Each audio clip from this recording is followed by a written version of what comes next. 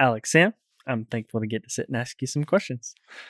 Um, you're a really, really special friend and brother and uncle to my family, and you've just been a gift and all the time that we get with you. So thankful to be with you. It's a privilege. Um, I just wanted to, I guess, start off by asking you to share about your current trip. So you're our friend from Pakur in Jharkhand, Eastern India, but you're here in Birmingham, Alabama. And so, would you share just a little bit about what this whole trip is about for you? What are you working on? From last 4 years, I was trying to get admitted for TBRI practitioner course, and God's grace, I got admission this year, and I have completed my 10 weeks first phase online, and I have to attend second phase residential class in Oklahoma. So before going there, I decided to come and visit friends like you and be with them and spend some time. What is TBRI? Did you say what that is? TBRI is a course developed by Dr. Karen Purvis and team, and it's developed in Texas Christian University. It's a course to help children who come from hard places, to counsel them, to help them to heal their trauma process. Okay. And what does TBRI stand for? Trust-based relational intervention. Okay. And after you do that, you are heading to the UK to present at Oxford. Is that correct? Yes, seventh global conference on children and youth. They have invited me to present my recent research paper, and that research paper is based on orphan care, foster care versus family care. And I'm happy that I've been selected to present that paper at said business school in Oxford Christian University How do you feel campus. about presenting at Oxford? It's a privilege. The people, those who know my background from where I come, they will see that this is a God given opportunity. I don't deserve it. I think you do. Um, can you? So I'd love to hear just you share about because I've got to read some of your paper, not all of it yet, but I would love to hear just. I mean, can you summarize this paper if you had to share it with someone briefly? What's the main message of this paper that you're going to be presenting? This paper was based on English literature, like Harry Potter, Oliver Twist, Cinderella. That even English literature is portraying that children are best in a family atmosphere. And when it comes about my personal belief, and I believe that God has created us in a design of family, and children are meant to live in family, not on institutions. So our first priority is to find a way to place those children into families that they can thrive. Okay. And so that ties in heavily to the work you do on a daily basis at Everett Mission. But can you just share, briefly about what Everett Mission is all about and what you do in Jharkhand? Everett Mission Charitable Trust is a registered organization in India, and we take care of orphans and vulnerable children, or children from the jail inmates, the children who have no parents. And these are the children, as I said, I always believe that they should be placed into families, but not all children are eligible to be placed into adoption or foster care. So we have developed within our organization a family based care. When I say family based care, they are our children. They don't age out. They stay with us till they want to move on after their age. So few of our kids are doing colleges, and they are doing nursing classes, bachelor, BSc nursing, GNM. So they are in a higher classes, and they are part of our family. On holidays, they come and stay with us. And so the family-based care, how does that different than what's normal in terms of orphan care? Excuse me. Uh, as I said, orphanages, they have aged out. After 18 years, they go, and many institutions have so many children. It's like one school coming out, and you don't remember their names, you don't know, you're not able to spend much time with them. Family based care means you have few kids, you know them, you interact with them, you play with them, as you live in your home. Only thing is, we have little bigger home with few more staff, so every staff is responsible for few kids. So that makes a family within the organization, that we can take care of the children. Okay. Um, in terms of what you do now through Everett Mission, I I know your story, but I'd love to hear just how your journey from being a kid. Yeah, go ahead. I would like to tell that even in Everett Mission, we very much follow prevention part. For example, we have a project called After School Program, and these children are from surrounding villages, and few are from single parents, or few are very poor, and most of the organization, most of the institution take these children as an orphan children and take care of them, give them educations and all. They do a good job. I am not against it, but what I mean to say is, to give them a good education, to give them a good life, do we need to separate them from their families? And so, to prevent that, what we have done right now, we have near about 60 children. They live with their family. Morning hours, we monitor that they go to their school, government school, or any, and evening hours they are with us. So afternoon they get some food at the government school, evening they get the quality education, they pray with us, and we give them everyday meal, and they go back to their home for sleep. So their holistic development is happening. They are with their family, they get their needs, we help them with their school things, we help them with their Christmas dress, we help them with the shoes, and every month we hand over a hygienic packet which has toothbrush, bathing soap, washing soap, uh, cloth washing surf, everything they need for their hygiene purpose, we provide them. So these are one of the way we work through Everett Mission Charitable Trust. And other work we do is, we rescue children with the help of the government, with the help of the police officials, the children those who are trafficked. And here also we do both part. One is, when they are rescued, we counsel them, we restore them, we rehabilitate them.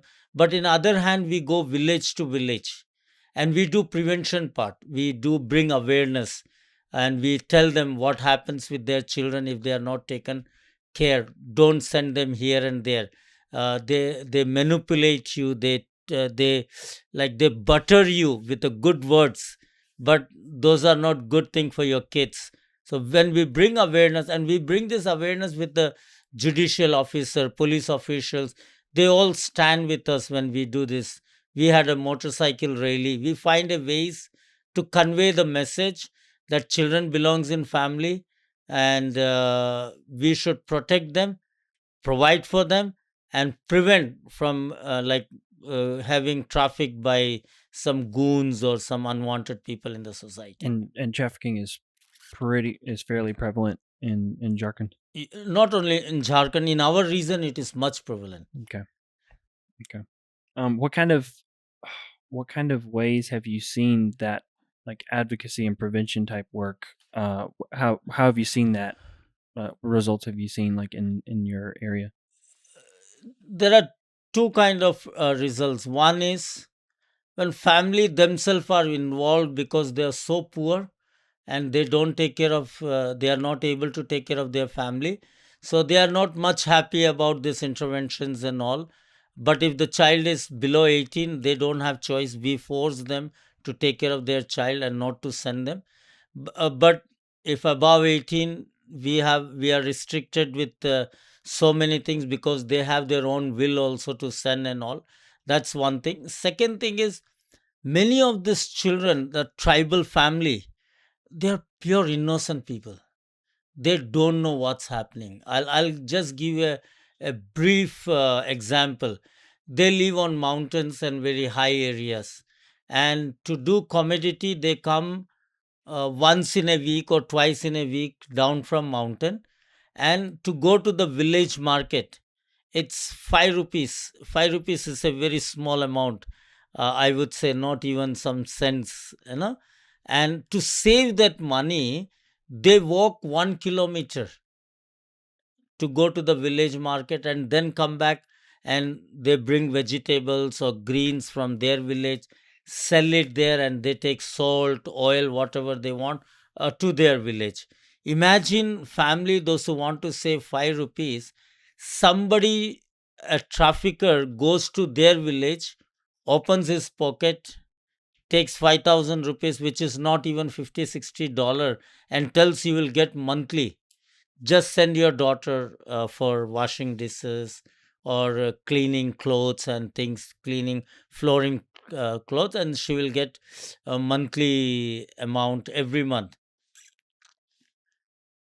They get into it, they send their children, and the money comes for 3 months, 4 months. Then one day news come, where is your daughter? She took all the golds, she stole, and she ran away. And as I said, these innocent tribal people, they don't want to go to the police station. They don't want to complain. They are afraid, and they don't know what's happening with their daughters and all. And that's how they manipulate things to take away their children. It's a very sad story what happens to them. Um, yeah.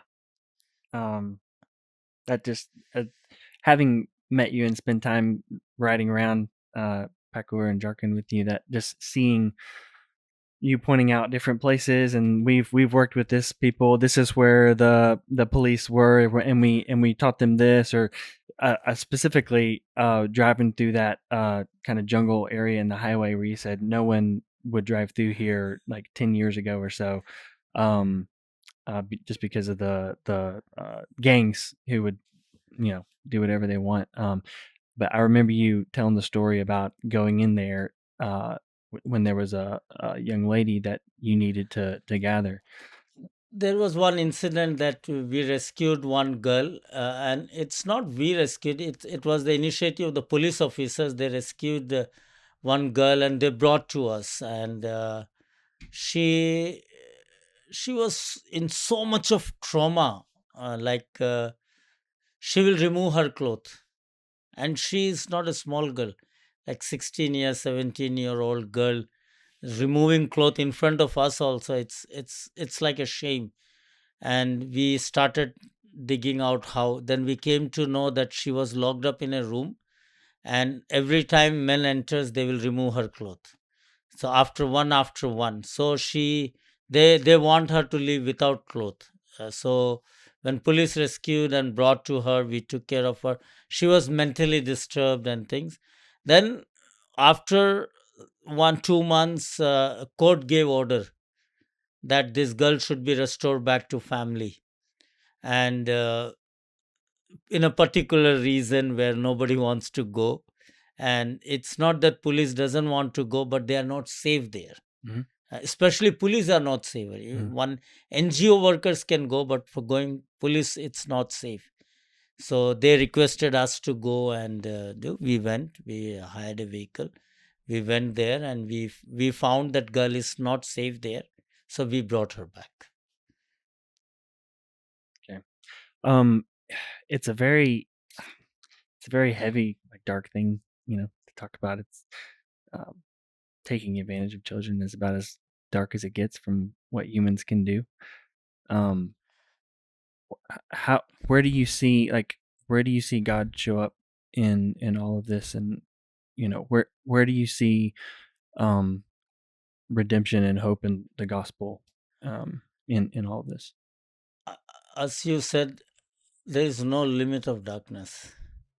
Most of the trafficking happening right now, it's not only to exploit them or a child labor, it's for their organ also, because they don't do any kind of addictions and all.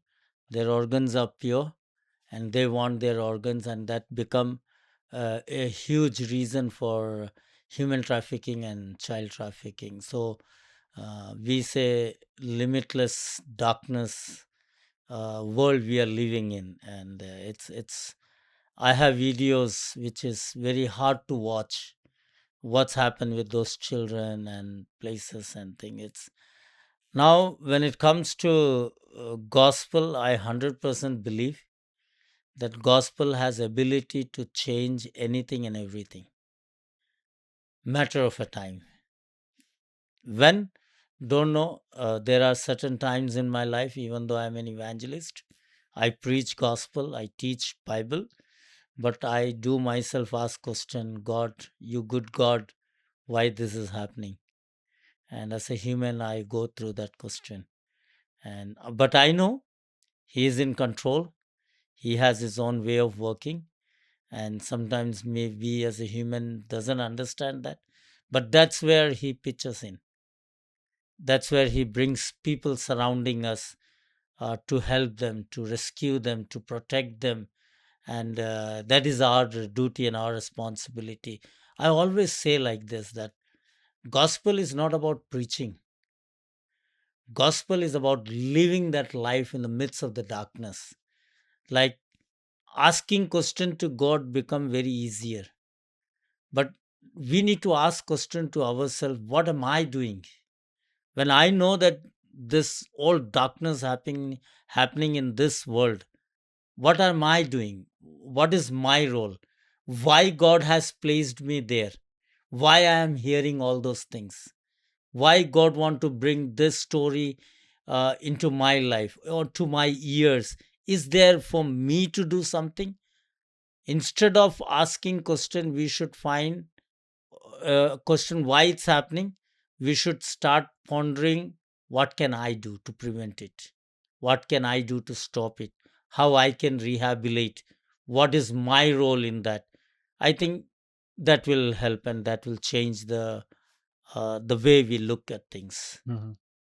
I know that I know that in my time riding around with you and meeting the people you work with and spending time at your house and with all the kids on your property, there's just a lot of joy and laughing and having fun. And I know you in everything we just went over, do some very serious, hard um, things, but there's a lot of joy in joking and jokes being told, and so it's powerful to see, not only engaging with some of the darkest things there is to engage with, but y'all are just childlike and joyful. And where does that come from? Joy comes from the Lord, and that reminds me why God has rescued me.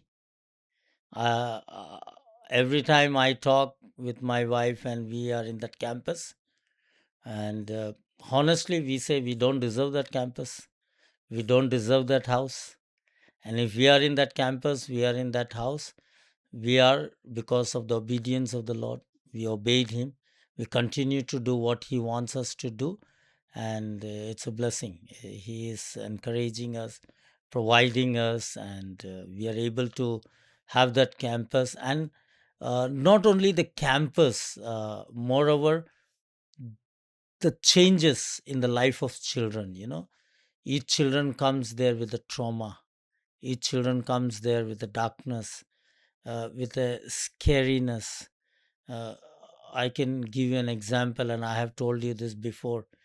A 4-year-old boy eats like a very big person. He eats the full plate of rice. Is it his diet? I don't know. But we have said to our staff, let him eat. And after so many, maybe after 2 or 3 months, we come to know he ate every meal as his last meal. He didn't knew that he will get his next meal. The day he realized, no, I'm getting my food 4 times a day, automatically his diet came down. Now he eats as a child. So there is a story behind their behavior, why they behave the way they behave. And once we understand, things will totally change. We can change their cry into joy. Now they don't have to worry about food. They don't have to worry about education. They don't have to worry about their clothes. They know they will have it. They are living fun. They're enjoying their time there. I'm happy that we are able to do that. Yeah. What's something that you think, any number of things, um what's something people may not understand about orphan care and just the practicals, the realities of doing that very, very well? Uh, One of the thing I always say, I grew up as an orphan. I don't have parents, no father and mother. They are not orphan because they don't have food or clothes. They are not orphan because they don't have education. They are not orphan because they don't have a home to stay. They are orphan because they have no parents. The day we understand the reality that they are food, cloth, education, these are basic needs. But their needs are beyond that. They need a father figure, they need a mother figure, they need someone to hold them, to hug them, where they can come and share their emotions and their joy and their sorrow. And the absence of the guardian is an orphan. So once you start providing those things, uh, everything will change. So you could provide those practical things, but not actually help them in the way Yes. that an orphan truly needs to be. Like food. If I go to a hotel, beg, they will give me food. Mm. If I go to some house, they will give me clothes, second-hand clothes, and say, wear it. But love, not everyone gives. They may show sympathy. They maybe have compassion on you. But this sympathy, this compassion, this is not a true love. True love is unconditional. Doesn't matter what you do. You stay in our home. They do mischievous. There are certain times I'm not happy, but I know this is their house. I have to talk with them. I have to tell them what is right, I have to give them a choice.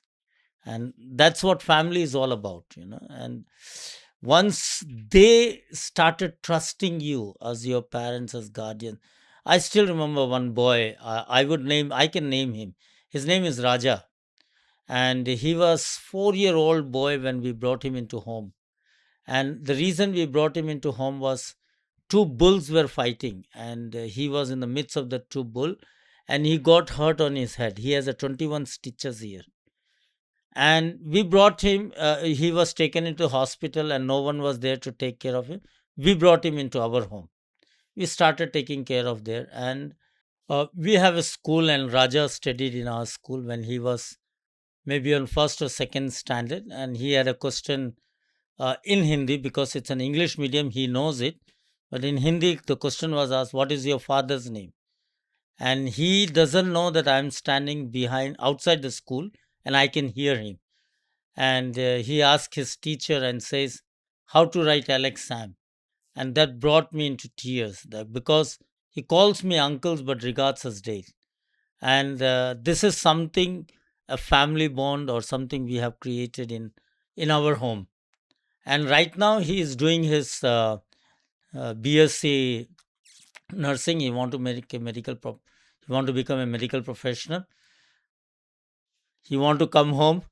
We say no, you have to complete your study. But he finds a way, some small holidays, and come home. And we want each and every children at our home to feel home. Mm. They should know that this is their home, and we don't have age out system in our home. Mhm. So, including your biological children, but I'd say also the kids who are with you now and the kids who have left. How many kids do you think you might have? Total, we have 42 kids. I would say for like overall, including like Raja, Yeah, including okay, everyone, we have 42, 44 kids, yeah, and few of them are in colleges. They're doing their study, but end of the day, whenever it's holiday, they have to come back to home, mm-hmm, and home is where we all stay together. mm-hmm, And out of that, 22 or some children are pure orphan or from jail inmates. Rest of the children are from vulnerable families, like mother is doing dishwashing in different houses, so she cannot take care of the child, give education. We keep her for the nominal fees for them to uh, the children to get education, or children from the mountain region where they don't have quality education or no school, those children, but they have to go back to home. mm-hmm. And- but other children, we take them for outing because they don't have anyone, so we take them for outing, they stay with us, so that way I also get some vacations. um, can you share just a little bit about your story growing up? Like how that fuels everything that you do today. Because I can imagine it's just the craziest thing ever to now be a father to these children, given that you once yourself were an orphan. I grew up in orphanage as an orphan, and like not knowing father and mother. I still don't know their name, and I don't know where I was born. And in India, as per the Indian culture, not knowing your parents, not knowing where you're born, is considered as a curse, or as considered as bad blood. That your blood is not good, not pure. Who is your father? Nobody knows. I grew up with those all those words and things, but I praise God that I grew up in a Christian orphanage, and I came to know the Lord there. But at the age of 8, I ran away.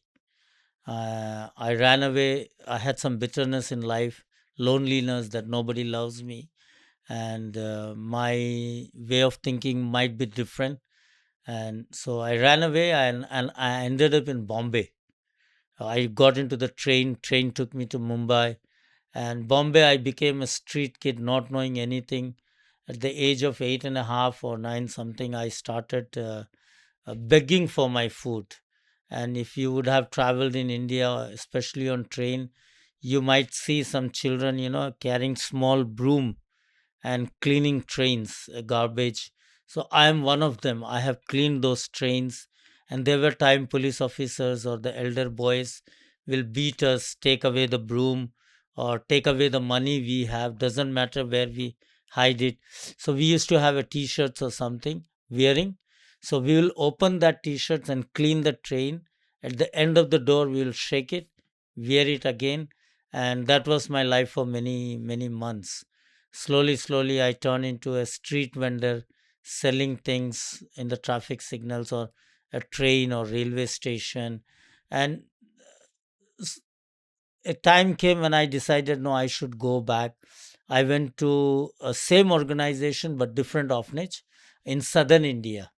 I went there, they accepted me, but I accepted the Lord there, obeyed the Lord in water baptism.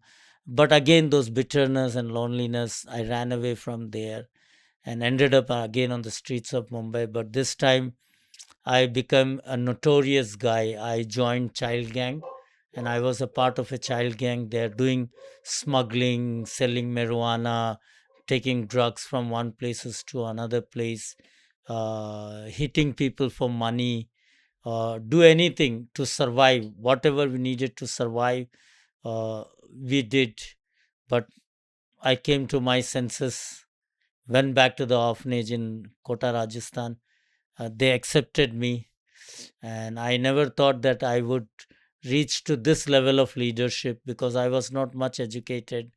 We today we talk about presenting a paper in Oxford University, but there was a time when I came in ministry, I was not even 10th grade pass. Mm. And even when I went to Pakur, I was not 10th grade pass.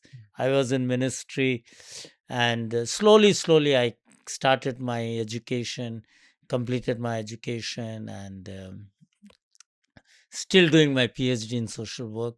And I think if someone want to know more about my life, I don't think a podcast or any interview would have that much time to record everything. But Amazon has a book called The Wide Roads of Mumbai. That's also a brief biography, that how God has changed my life, and I give all those credit to God and to the orphanage where I grew up. They both played a vital role to change my life. Amazing. Um, I want to ask about the next paper you've just finished, but first, um, I just want to like anything you would want to say. What's it like if you can remember feelings or that far back? What's it like to be like an 8 or 9 year old kid just on your own on the street? Like what is that experience? Scary, scary. 3 days I did not have food to eat because I didn't knew that begging is an option, Mm. and uncertainty, no hope, and I don't know how to put in words. I don't want to remember those days, the days I lived full of tears. I ran away because I thought that I'm getting beating in the name of discipline. But in the road, anybody can come and hit us. The shopkeeper, the police officers, even the traveler, they will just kick us and say, "Hey, go." So we had no reputation, no dignity, being a street child, and it was very hard. And I always wanted to do two things in my life. One was orphan care and street children. Mhm. So God enabled me to publish a research paper on orphan care, and right now I'm working on my second research paper, which is strategies to rescue and rehabilitate street children of India. Uh, um, let's see how it goes. I'm working on it. So what are can you share some of the strategies? Or Strategies to understand why they are on the street, yeah. and if they have family, how we can reunite them with family. If they are not if they don't have family, or they don't have memories of their family, what are their interests, where they want to grow, instead of forcing them to do something else. Understand, talk to them, give them time, and help them to grow in the way they want to grow, and slowly help stand with them to continue with their studies and things, and it can be achieved. There is nothing, if you do with the whole heart and prayer, you can do anything. What do you think is the most misunderstood thing about street children? They are thugs. Huh? Yeah, street children, they are thugs. They They're will steal. thugs. Yeah, thugs, or they will steal your things. They are not safe. Hmm. But I see things differently. And I'm writing a book also Okay, on you're saying that. the misunderstanding is to think that they are thugs. Yeah, Yeah. And that they the might. reality is, Yeah, the reality is totally different, and uh, they will help if they know you. If they feel that you are a safe person for them, they will do anything for you. hmm, Many people take misadvantage of them, disadvantage of them. So they don't mingle with everyone. They don't have that trust with everyone. But once they trust you, they will do anything for you. hmm. So what is it like to to be that orphan and then now to be a father to so many? What is that experience even like? Um, There is a verse in Bible, and it says that he has chosen, he has qualified, he has entrusted the gospel to be given to others. What is my role? I don't know. I just feel privileged. You know, I feel privileged in my own home, in my own family, because having a wife, having a kids, we as a street children never thought about it. As an orphan, I never had a dream about it that I'll have such a life. So, having children, having family, having house is a very far thing. Just living a good life. Sitting here in US, imagine there was a time when they will not allow us to get into the train, yeah, you know.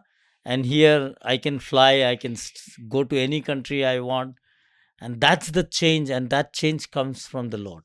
yeah, And I feel privileged every day. I live like a that it's a God's grace, and every day is God given day to me. We enjoy. I have no complaints to God because He has given beyond my imagination. it's awesome. Well, uh, what is happening right now at Everett Mission? What's the biggest thing in front of you? And are there any like real challenges that you're facing right now? Uh, we our dream is to become a self-sustainable ministry in India. so many things happening around the world. I would not say that it's not people doesn't want to help, or they don't want to give away their money, but there are limited ways to give. And I always believe that we should empower others to grow, and that strategy should be with the ministry also, organization also, help them to become self-sustained. So we are almost there, not there, but when it comes to constructions and all, we seek support and help. Right now, the biggest project we are working on is pregnancy crisis center, and I'm thankful. I will use this platform to thank you and your friends helping us to build the roof. And I'm thanking that you were there on that day that we were putting half of the roof, you know. And roof is completed now. The plaster work needs to be done, wiring, flooring, some other works are there. This would be the largest facility in northern eastern India to accommodate girls, those who are pregnant, going through pregnancy crisis. Doesn't matter. I'm not there to judge. Is it through unwanted relationship, or uh, how they got pregnant? They are pregnant, and we need to save both of them, the mother, the child. So that is why we are starting that campus. And India right now, more than 30,000 families have enrolled for adoption, but they don't have child. There is no child available for adoption in India, normal children 0 to 2. And so many people are doing abortion things. So we want to bridge the gap. We want to accommodate such women, and the first priority is for them to take care of their own children. We'll empower them, we'll teach them how to make candle, how to stitch tailored dresses and all, computer classes. Or if you have to open them a shop, we are willing to do that, that they can take care of their own child. But if there is a social stigma, family names and so many things are there, it comes on the way, we would encourage them to give that child to us. We will put them into adoption pool. So in that way, mother is also safe, child is also safe, and both life. And I always believe that life is from the Lord, Mm. and nobody should just take it away in any name or any condition. Different people have different belief system, but I want to work the belief system I have. So the Women's Empowerment Center, that's the next big thing Yes. that's being worked on. Okay. And I don't consider that as a big thing, because God has already done bigger things than that. Yeah. But yes, it's happening, and very soon we want to inaugurate it, and very soon we want to open it. We are praying, if God allows, November. Let's see what happens. That would be cool. Um, I could ask you questions for days, but is there anything? I'm gonna wrap it up. But is there anything that right now, with whatever's on on your heart, that you kind of would love to be asked, or that you would love for people to know? I would say that I would use this opportunity to share that, we like small kids, but we need to understand that these small kids grow. The small kids grow and they have their own needs. So we struggle with the educational fees for our aged out children, Hmm. like for their nursing schools or their college. And that's a very huge burden on us, because we don't want to leave those children on their own, untrained. We want to give them some skills, some degrees in their hand before they go and face the world, before they start job earning for themselves. At least give them something to survive in this world. So please pray and see how we can come together to take care the needs of those children for higher studies. Okay, that's awesome. Well, you know, but you're someone that I respect and admire a whole lot out of just about anybody in the world. So thankful for your friendship and just example, and your jokes and your kids. It's all so good. do want to say a big thank you to our friend Thomas Holloway just for setting this up and letting us sit here and have a Oh, very great conversation. He's the best lender in town. Good friend. And not only best lender, I know we have prayed for you. Thomas Holler has helped us with the women empowerment, Yes. that roof. And I do remember, we just want to say thank you and God bless you. And we continue to pray for you, and whatever God leads in your heart, you are doing it. And thank you for your space and your time, energy that we can record this. God bless you. Thank you. Yeah. Amen.